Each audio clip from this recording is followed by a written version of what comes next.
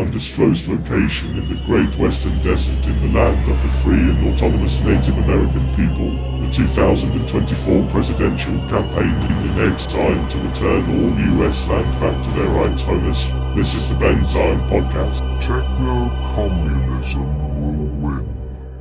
Welcome back to the Ben Zion Podcast, the Techno-Communism Podcast. We'll call it the Ben Zion Podcast today because I'm going to start off with talking a little bit more about myself in the style of a more ordinary video blog.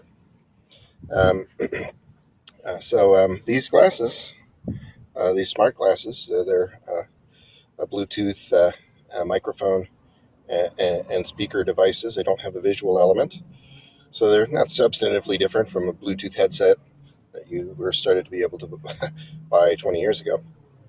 But they're kind of nice looking, and I got them a really good deal. And I wear them a lot, but I don't use them as much as I'd like because the battery's never been good. And I've had problems with my phone since I installed them. Just Bluetooth systems interfering with the microphone system and its ordinary functioning. And that's been annoying. So what I decided to do was attach, so to speak, these headphones exclusively to other devices and not ever attach them to my phone anymore. So I did that disattaching this morning, and my phone speaker is working a little better now. So in this newfound device reliability, I was catching up with some old friends, including talking to some ex-lovers.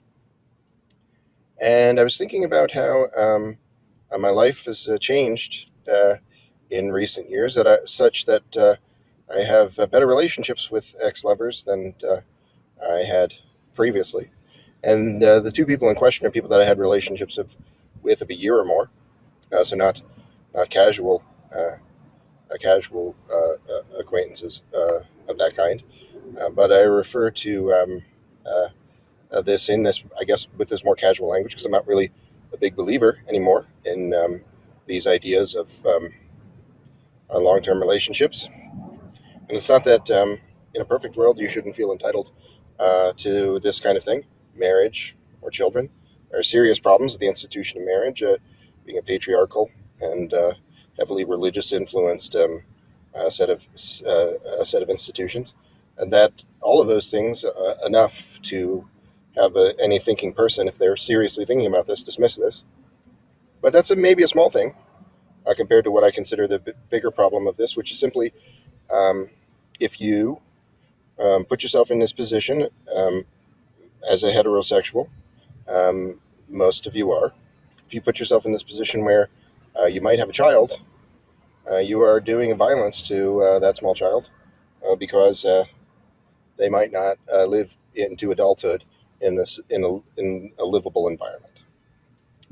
And I hope that you will have come to understand this more clearly in recent years, as I have.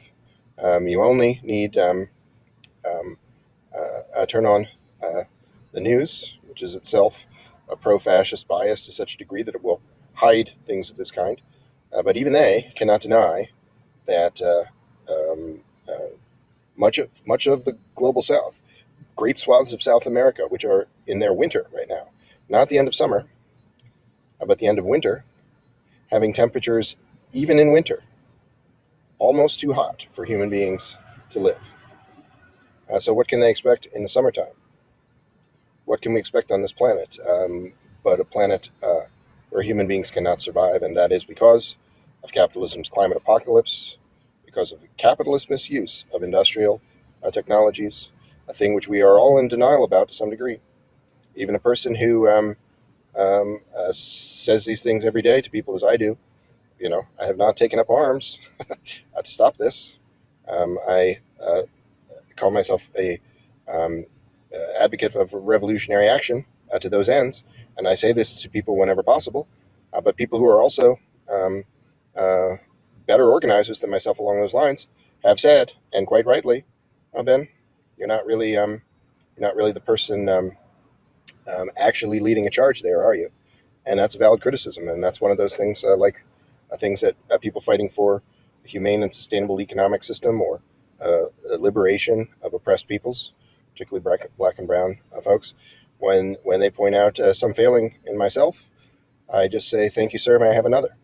I have trained myself to accept that criticism and do what I can to try and be better.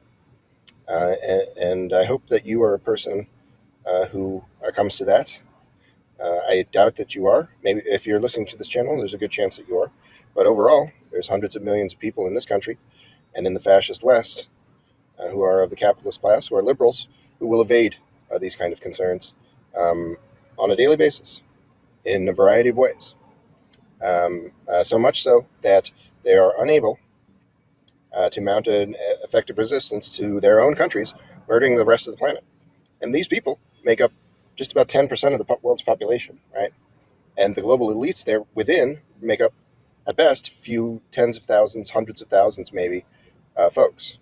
So out of 8 billion people, a few 100,000 people's interests are being protected to the detriment of everyone else, to such a degree that all of them will be dead, potentially, in 25, 35, 45 years. And if you are a person of the capitalist class who does not take this position, that revolutionary action should not only be advocated for in the form of agitation, propaganda, and things along these lines, but should be organized towards, and that you have a responsibility to do that organizing, be that person with gun in hand, then you are a person who is, if you live in this fascist West, if you live in one of these 25 Eurocentric, imperialist, fascist countries under the U.S.'s military-industrial complex's sphere of influence, and you're not fighting against that, and you're doing something that would embarrass your ancestors. They would be embarrassed by you. They had to live in the muck relative to the way you live in this fascist West. And if they saw that you wouldn't even lift a finger, to save your own life, they would be embarrassed by you. It's an embarrassing situation that people won't advocate for this, or much less fight for it. And so I was thinking of my own personal situation. I got off on a little tangent there, where I had better relationships with former lovers in recent years than I had before. And what's changed in those years? You don't probably know this about me, but I was married, and that marriage did not take. It was very bad. It was a relatively short time, and it led me to spiral in various other ways, including spiraling out of control within that marriage, and treating that person quite abysmally. And that person was easier to get along with in almost every respect than lovers that I had after. Some of these people were nuts, but I still have easy dealings with those people, these nuts. Whereas I have no relationship with my ex-wife because of my own bad behavior. But without getting into painful details for myself, or long-winded details from your perspective, what I will say that is a difference between those two scenarios before, say, 2018, my love life, and after. And my love life in the last 2.5 years has been non-existent because I become, as I mentioned, this alluded to, I've come to believe that putting yourself in this position where you could have a child is immoral. Even that, heterosexuality is immoral, I think, effectively, because any action along those lines could lead to you possibly having a child, and that doing violence to that child in the form of forcing them into a world that is not livable. And you say, well, you could get a vasectomy, you could do X, Y, and Z. We could live in a socialist state where none of this is happening. Yes, all of those things could be true, but they're not true, right? The strongest position is not to say everyone should get a vasectomy when no one's going to do that. The strongest thing is to say, just it's all fruit from a poison tree. all of this sex politics, all of this stuff, the patriarchal and heterosexual aspects. But even the stuff more along the LGBT spectrum, it's all upholding human beings not as um, um, principled asexuals, but as just sexual bon vivants, doing whatever they like. And the whatever they like is a culture of that is just not living in reality. So I wouldn't say that LGBT people are anywhere in the level of culpability as heterosexuals in this, but it's all kind of the same thing, right? Except for the asexuals, the LBGTA. A is included, asexuals, they're okay. And, lesbians, they seem to be pretty reasonable people. Some of them are actually even comrades. Not everybody is just this wild animal, but they kind of are. And So I think about myself in this context. I don't even acknowledge this kind of penchant for heterosexuality in this conversation. You see me kind of invading it because, for one thing, it's not 100% accurate. While they've tended in my adult life to have preference for the company of women, I'm still thinking about it all the time. Can't stop thinking about it, even in spite of myself. Um, um, I just have to avoid people, basically. Luckily, I'm not as good looking as I used to be, so that helps. um, and but it's also just to say that I'm a heterosexual is not entirely accurate because I've had a number of sexual interactions with men. It's just not my overwhelming preference. But none of this is that important to the asexuals, and so that's why, not being evasive, just trying to be more principled in describing this. But what's changed since 2018 in my life? Well, it's the thing that has been a good thing for me, and it's an extraordinarily bad thing for almost everyone else. As I say on this show a lot, 70% of the people in this country do not earn a living wage. They're being paid artificially low wages and have artificially high housing costs. And in conjunction with other hardships along these lines, which are not bad luck, they're not just features of a necessary system, right? They're features of a fascist system. It's been forced upon you. The other major thing there, besides not having housing guarantee and wage protections of equal strength, is of course for-profit healthcare system, which is no healthcare system at all. It's a death care system. It's a system wherein people are pretty intentionally kept from having appropriate treatment at every stage. So much so that you could say that it's an asset stripping scheme, right? Like you live your life for a certain number of years, and you think, okay, this is going well. Then one bad thing happens, you get sick, and every aspect of security, everything that you own or could own, is taken away from you for you to pay for your illness or the illness of a loved one. That's not a system that need exist. There's this, it's often said, this universal healthcare is such a tricky problem in the United States by the brainwashed U.S. fascist sympathizer, in their estimation. It's such a tricky problem that even 19 out of 20 other fascist countries are somehow able to provide universal health care, whereas the U.S. is not. The U.S. is the worst of the fascist countries. It's the ringleader of global fascism. So it can't very well be the ringleader of global fascism if it has even a semblance of uncommodified aspect of any part of life, right? So you have to commodify everything, including the necessaries for living. It's the only way you can be the ringleader of fascism is if everything is for profit and the expenses millions of lives domestically. Forget about the many, many tens of millions that are murdered in various other ways, including directly murdered by the U.S. military-industrial complex. 40 million people directly murdered by the U.S. military-industrial complex in living memory. And virtually all of them are people who were simply in some way or other fighting for a more humane and sustainable economic system that cannot be borne by fascists. So those people were murdered. A lot of them were murdered in a kind of sneaky way, like the U.S.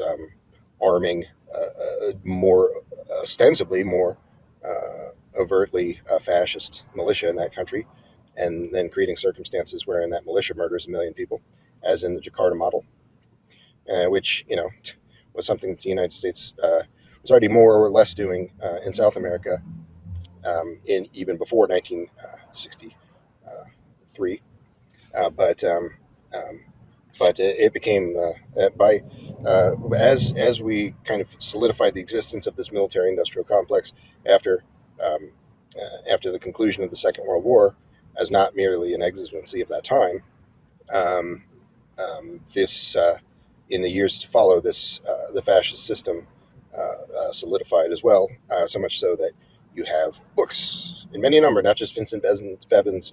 Um, um, in the Jakarta model, but a great number of books written on the subject of this underhanded way in which this military fascist evil empire, the United States, murders millions of people around the world in anti-communist wars, fascist anti-communist wars. Fascism and anti-communism are the same thing. If you're not a communist, if you're not pro-communist, you are some kind of fascist sympathizer. That includes you, democratic socialists. That includes you, people who consider yourself good liberals who are willing to sort of stick your neck out for a public health service, but nothing else.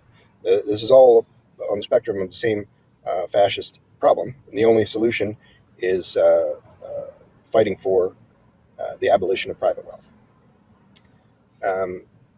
So why did I start talking about a housing authority in the context of my personal love life? Because in 2018, prior to 2018, there was a few years after the dissolution of my marriage, where substance abuse issues with myself and mental health issues of myself led to myself living on the street. And um, the the thing that changed that situation was being given a housing voucher, which are given to people who are regarded as high risk only, really. You're only really given this golden ticket if you are, um, if it's determined that you would die without it, and that even that standard is pretty poor because those 70% of people are on who are not earning a living wage and who do not live in a country with a housing authority are on track to an early grave, just in slow motion relative to what I was in the late 2000 teens. And so you really have a situation where this kind of housing voucher, a kind of situation, should be provided to everyone without having to do everything perfectly right. I can't make a single little mistake or I'll lose this. And You shouldn't have to go on a waiting list and fill out 8,000 forms. This should be provided because you did not ask to be born. You did not ask to live in a fascist, evil empire that spends $1 trillion a year on weapons of war and triple billing contractors who barely build a thing, ostensibly for weapons of war, but just wholesale graft is really what you're talking about. And you did not ask for any of this. And you should be asking every day for a humane and sustainable economic system. And that includes a few basic things, not creating a system of private wealth wherein thieves control most aspects of your life. These are thieves. Google, military contractor, they're thieves. These are CIA technologists. They're not technologists. They're CIA technologists. You barely find a person in this world of tech who doesn't kind of fit that description.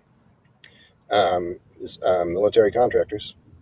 You should use this word, U.S. civilian and CIA asset and military-industrial complex fascist sympathizer. You should use these words basically interchangeably, just in the way that I say you should use anti-communism and fascism interchangeably. The fact that you won't push up to saying those things directly shows that you do not have what it takes to survive in this world. It's a simple fact, right? The planet's dying. The only thing that would save it is direct action against fascism. You're not even willing to see the world as it is, and much less take a stand against that. So this is the thing that changed for me, is having this housing authority type feature in my life, and allowed me to go from a person who is substance abuser and unhoused and barking at the moon, to a person who still has problems but is coherent and lives peaceably. And I made a comic book this year.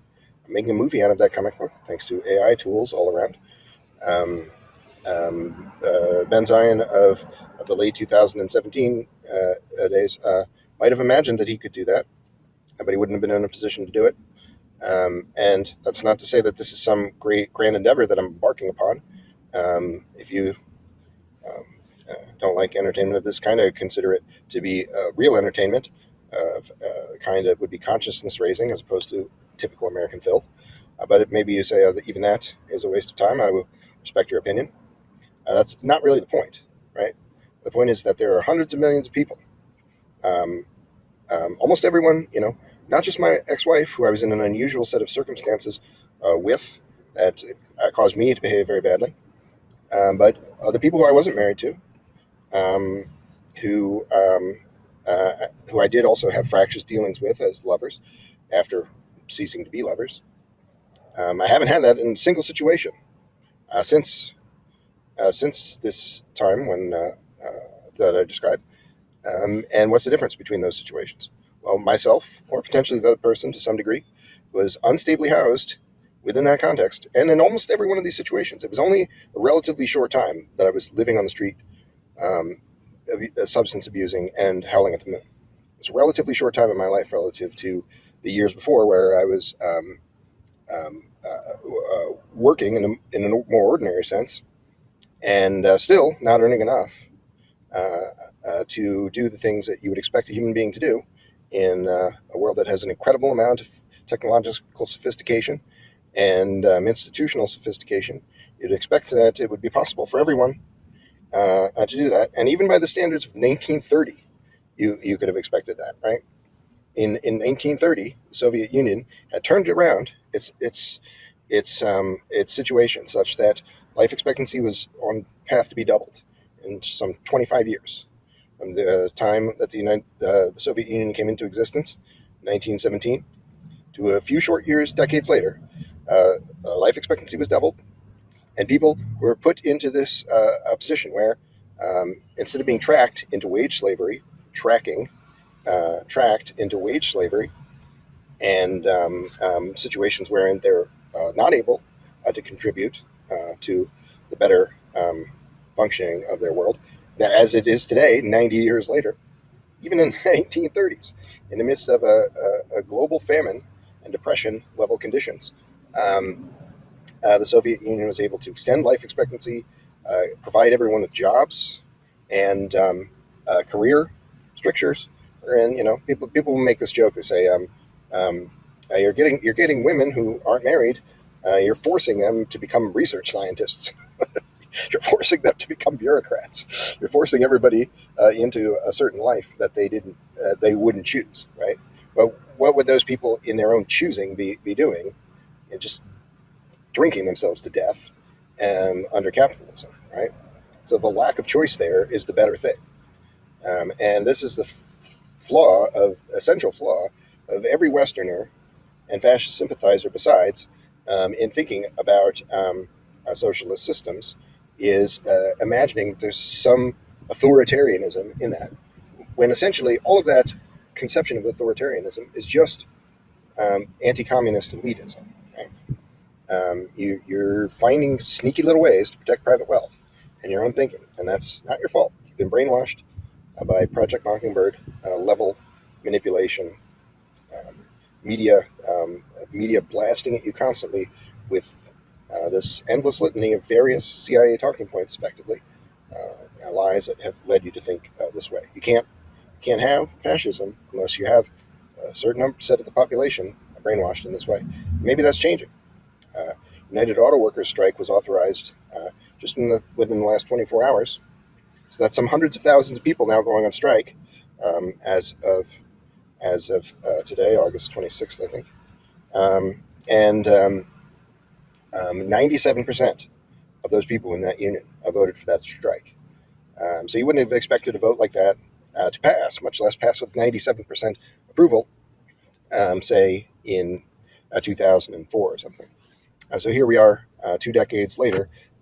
People have changed their thinking on many, many of these subjects. They haven't changed their thinking enough, in my estimation, to uh, mount a real resistance to the military-industrial complex. That's the U.S. military-industrial complex, the fascist, the seed of fascism that's killing this planet, and it is killing this planet. The United States is the number one polluter on the planet. The United States military-industrial complex is itself the number one single polluter on this planet. But I would say that the United States is the number one polluter on this planet, aside from it contributing overwhelmingly to the overall footprint there, but also because it is the system that protects these for-profit institutions that are responsible. You're not really responsible for this. You're a victim in this, even if you are this fascist sympathizer that I've described. Because you shouldn't have been brainwashed in the first place. You shouldn't have been forced to live in this under the system. You didn't ask to be born. You didn't ask to live in a system wherein you have no recourse, effectively, but armed resistance to stop any of this. None of that should be the case. But nevertheless, you're not doing what needs to be done to preserve the species. And you say, oh man, fascist technologists who I watch this, it's unlikely that the whole species will be destroyed, even in the worst of these scenarios.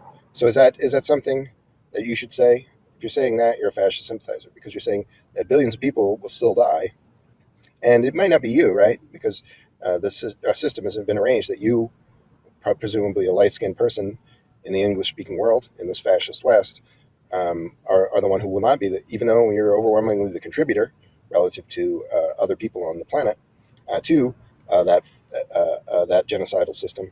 You probably won't be one of the billions of dead. The billions of dead will be people in the global south, darker skinned people. So what are you saying if you say, oh, not everyone will die? Well, you're basically that's a big fat Hitler particle oozing right out of you because you're saying that billions of brown people can die, and I don't give a shit. That's just the system. That's fascism. And that's fascism at its core. A lack of concern for a humane and sustainable economic system, and almost no awareness at all of the necessaries of the liberation of black and brown bodies, which is part and parcel to that. Sometimes whitewashed or soft-pedaled by other Marxists, unfortunately. And if even they're doing it, even the people who say they're willing to fight for a humane and sustainable economic system are doing it. Almost every person of the capitalist class is doing it 100 times more every single day.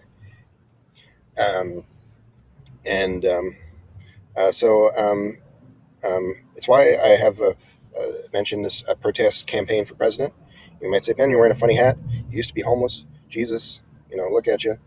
Nevertheless, I'm running for president of the United States of America because I believe that this exigency of being willing to take a stand up to and including armed resistance against the United States military is necessary for the species to survive intact. It's not enough for 1 billion people to survive. All 8 billion people on this planet are deserving of good things. And that can't happen as long as this fascist ringleader in the form of the United States military-industrial complex and federal government continues to exist. And I would encourage you to take actions beyond the one that I'm going to suggest, which is that you write me in as your presidential candidate for the 2024 election. In November of 2024, you might be sitting in a ballot booth, and rather than select fascist blue of the blue color or fascist of the red color, both of whom will invariably vote for $1 trillion military budget, even if that person is Marianne Williamson, a person who ostensibly would be fighting for some of these features like a housing authority or public health service. I would very much doubt that if Marianne Williamson was president, she wouldn't, on day one, sign a bill that said that there should be a public health service and not for-profit healthcare would be abolished. Maybe not on day one, but it would be a good deal more likely to come to pass in the first 100 days of that administration than in another administration. But that actually wouldn't matter. It might save your life in the near term, but it would not save your life in the long term. because Marianne Williamson, the day after she did that, would again sign another bill that authorizes that $1 trillion to be spent on the military-industrial complex. She's not only in favor of this spending, grotesque as it is, but she's in favor of other fascist features like supporting the United States' other primary fascist military client state, the apartheid state of Israel, um, an abomination almost on the order of magnitude of the United States, except that it's small. The United States is a place that's big and killing the planet. Israel is a place that's small and facilitating that murder of the planet, and also an apartheid state. Anybody that says that whoever has taken the time out of their day to say that an Israeli could never be a communist, they're right. But if that person lives in the United States and isn't saying that about Americans, just fucking kill yourself, man. There's a certain amount of this that is kind of anti-Semitism. All right, and it's not, but it's not actually anti-Semitism. What it is calculated deflection from the military-industrial complex. I said this on the show a few times.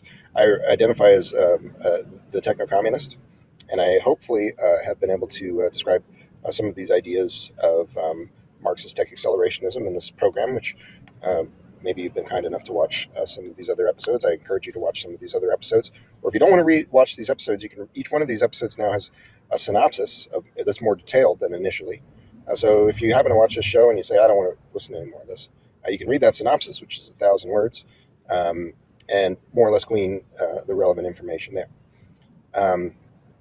But the reason I call myself the techno-communist and an advocate of techno-communism and this concepts along the lines of Marxist tech accelerationism, as opposed to more ordinary Marxist-Leninist Maoist, even with a little bit more of an emphasis on the Maoism than some others. And the reason I don't call myself a Maoist or emphasize this Marxist-Leninist Maoist set of ideologies is because Maoism is something that's kind of being propped up by the fascist West, because if people are talking about communism in the context of criticizing China, China's. I like communism, but what we really need to talk about is how there's certain aspects of China that are not fully realized communism. If that's your whole worldview as a communist living in the fascist West, what are you doing with your life? So it's not just about when you say an overemphasis on the fascist nature of Israel relative to the United States is anti-Semitism. None of this is really no thing to do with kind of identity politics. Is really what it seems to be. It's all kind of in service to private wealth. It's some kind of sneaky narrative that's been hammered into your brain through this propaganda that serves another function, protecting this fascist empire and protecting private wealth, the institutions that it was designed to protect. Institutions, in the loosest sense of the word. Elitism and violence and cruelty, these are not institutions. These are abominations. We should just use the word abomination to describe every, quote, institution of the Western world, almost without fail, including cultural institutions, right? You get people talking about religion in communist circles in the West, in ways that would have made Vladimir Lenin, that notorious Reddit atheist wanker, Vladimir Lenin, a projectile vomit, protecting this number. And he didn't live in a world that was dying, by anyone's estimation, really. Maybe some people kind of figured it out by the early to mid 20th century, but really not. He didn't live, so he was held. Those people would be held to a lower standard than you should be held to, in their disdain for fascist violence. They were concerned with the humane economic system, not the humane and sustainable economic system. There's more of a ticking clock for you than there was for people of Vladimir Lenin's generation and time.